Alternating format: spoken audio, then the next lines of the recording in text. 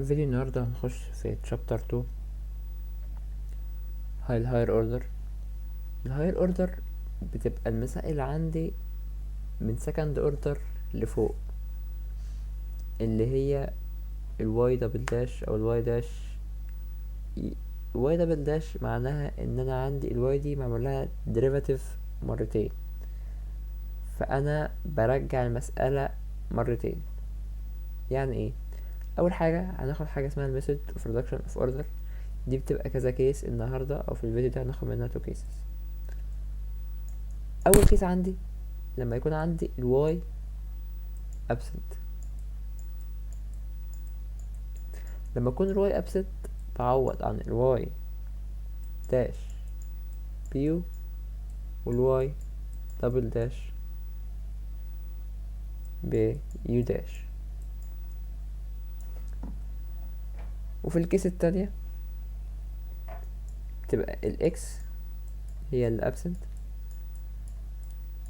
لما يكون معنديش اي اكس في المسألة بعوض عن الواي داش بيو والواي دبل داش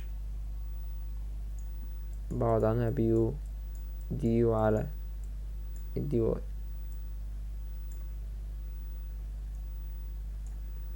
تعالوا نروح لأول مسألة. أول مسألة معايا بتقولي y دبل داش ماينس 2y في y داش بتساوي 0.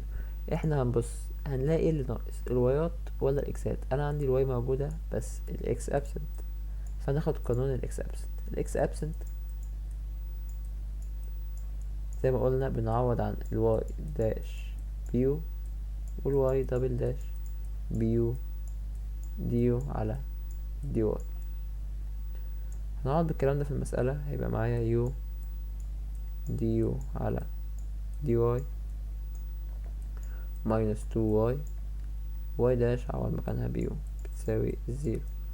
هودي الناحية التانية دول بعكس الإشارة، معايا يو دي يو على دي واي بتساوي 2y يو. هودي اليوهات مع بعض والوايات مع بعض، فهجيب الواي دي الناحية التانية وهجيب الديو دي هنا فوق هنا. معايا يو على اليو دي يو بتساوي 2y دي واي. اليو هتروح مع اليو، هعمل انتجريشن للبوث سايدز، بقى معايا الديو انتجريشن بتاعها بيو بتساوي، ودي انتجريشن ب2 في واي باور 2 على 2 بلس السي بلس السي. التو هتروح مع التو، وسمي سي بتاعتك دي بسي 1، عشان انا اليو دي لما ارجعها لاصلها اللي هي واي داش يبقى معايا واي داش بتساوي واي باور 2 بلس السي 1. دلوقتي انا رجعت المسألة كانت second order، انا رجعتها للفيرست اوردر، فهحلها تاني عادي. هيبقى معايا الدي واي على الدي اكس بتساوي واي باور 2 بلس سي 1 ده الكونستانت بتاعت ايه لما كانت السكند اوردر. هبص هلاقي ممكن اعملها سيباربل، هودي وايات مع بعض ودي اكسات مع بعض، هيبقى معايا هودي ده الناحية التانية هيبقى معايا دي واي على واي باور 2 بلس سي 1 بتساوي الدي اكس. هعمل انتجريشن للبوث سايدز. انا عندي لو فاكرين القانون اللي هو كان بيقولي لو انا عندي integration f داش على n باور 2 بلس f باور 2، لو عندي الفانكشن ال f اللي جوه دي الديريفيتيف بتاعها، الفانكشن دي الديريفيتيف بتاعها موجود فوق، الكلام ده كان بيساوي 1 على n في tan inverse ال f على ال n. فانا لو بصيت هنا انا عندي ال f دي اللي هي ترمز ل y وال n دي الرقم الكونستانت اللي هي c1، فانا derivative ال y بواحد، هنا المفروض في فوق واحد، دي اصلها ايه؟ اللي هي واحد ودي واي. فانا لو عملت ديريفاتيف للواي دي موجود فوق، بس الC1 دي اللي هي رقم مقارنة انا محتاج اخليه باور 2. انا اعمل ايه عشان اخليه باور 2؟ انا ممكن اقول اخلي دي واي باور 2 بلس، لو عملت روت C1 عملتها كلها باور 2 انا ما غيرتش حاجة، كده كده الباور 2 بيشيل السكوير روت. بس دي واي بتساوي انتجريشن دي اكس. بس فلو بصيت هنا هتلاقي ان المسألة او نفس الفورم، الديريفاتيف بتاع الفانكشن بتاع الواي موجود فوق، وتحت عندي واي باور 2 بلس رقم ثابت كونستانت باور 2. هاخد هعمل الانتجريشن بتاعها هيبقى واحد على ال n، واحد على n في tan inverse f على n، واحد على n اللي هو واحد على روت C1 في tan inverse لل f اللي هي ال y على ال n اللي هي روت C1 بتساوي انتجريشن ال dx بx بلس ال C2، وتكون كده المسألة معايا خلصت. المسألة التانية معايا لو بصيت هلاقي ان انا في المسألة معيش واي بس في اكس، الاكس موجود. فانا هاخد الرول لما تكون الواي absent بعوض عن الواي داش بيو والواي دبل داش بيو داش.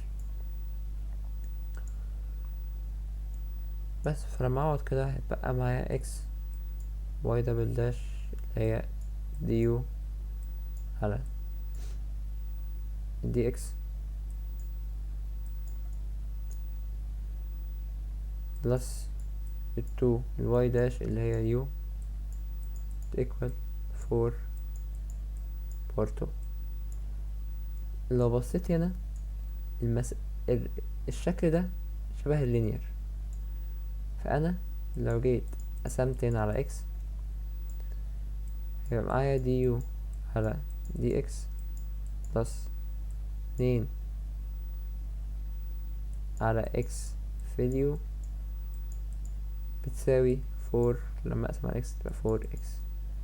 مسألة اتحولت معايا لينير، هحلها لينير. هجيب الميو بتساوي e باور انتجريشن البي اكس اللي هو 2 على اكس في الدي اكس.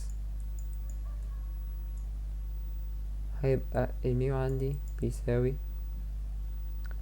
e باور 2 لن الاكس، احنا قلنا التو دي هتطلع فوق الاكس باور، والاي واللن بيشيلوا بعض، يبقى معايا ان الميو بتساوي اكس باور 2.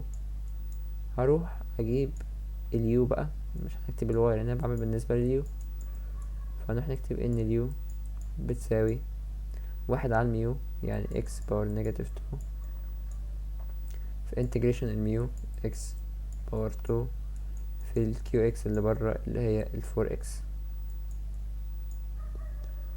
في الفور اكس دي اكس بلس السي بر. هعمل انتجريشن اللي جوه. اول حاجه اكس هتروح مع اكس فيبقى معايا ان يو بتساوي اكس باور نيجاتيف 2 انتجريشن 4 اكس باور 3 اكس باور 2 في اكس باور 3 دي اكس بلس سي. هعمل انتجريشن ده هيبقى معايا يو بتساوي اكس باور نيجاتيف 2 مضروبة في 4 في اكس باور 3. هعمل لها انتجريشن هيبقى معايا 4 اكس باور 4 على 4 بلس السي.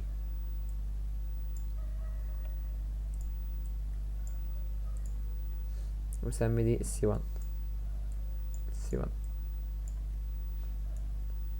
بسط المسألة اكتر، الفور هتروح مع الفور، ولما ادخل الاكس باور من نيجاتيف 2 دي جوه يبقى معايا اليو بيساوي اكس باور 2 بلس سي 1 على اكس باور 2.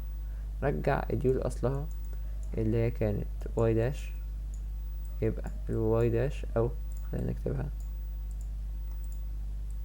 دي واي على دي اكس بتساوي اكس باور 2 بلس سي 1 على اكس باور 2. انا لو بصيت هقدر احلها separable.